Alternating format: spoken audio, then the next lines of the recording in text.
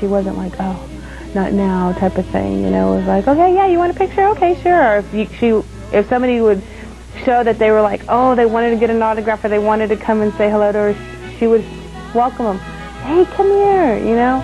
And I think that that's what made her very popular. And it's true, they told her we couldn't take the camera in. We were like, we were ready to take pictures with everybody. And I'm going to tell y'all a story. Nobody really knows this except for Selena, Chris, and my husband and I, but I really like Salt and Pepper a lot.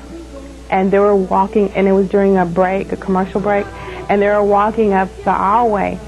And I was like, I don't know what got into me, but like a stupid idiot, I was like, I go, hey, like that, and I went, Salt and Pepper, like that, and Selena just like sunk in her chair. She was like, I'm so embarrassed. She kept on going now.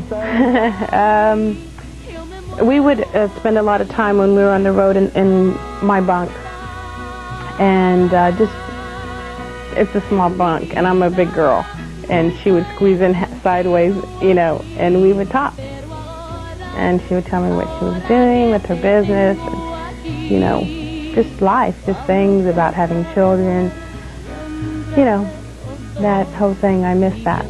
She loved when she would lay next to me in the bunk, she would want me to scratch her head because she loves that.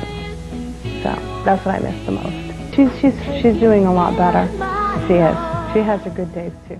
Her loss is, you know, a lot different from my loss. I lost a sister. She lost a daughter. I have a little son. His name is Jovan Will Arriaga, and he is going to be a year in a couple of weeks on the 5th. And he's beautiful.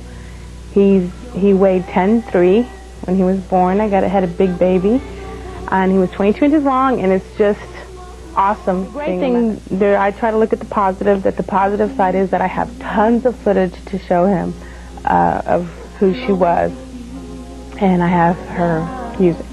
My only regret is that she's not here, you know, to be a part of his life. Okay, Selena had 2 boutiques, one in San Antonio and one here in Corpus Christi.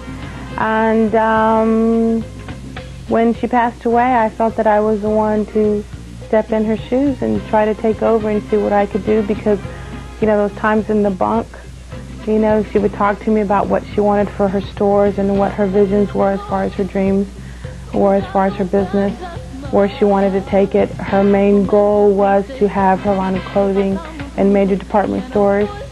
And I'm not going to say that it's been something easy. It's been something very, very difficult for me. I went from a drummer to a business person. Her line of clothing is being carried in 2 major department stores for the last year, and that is JCPenney's and Sears.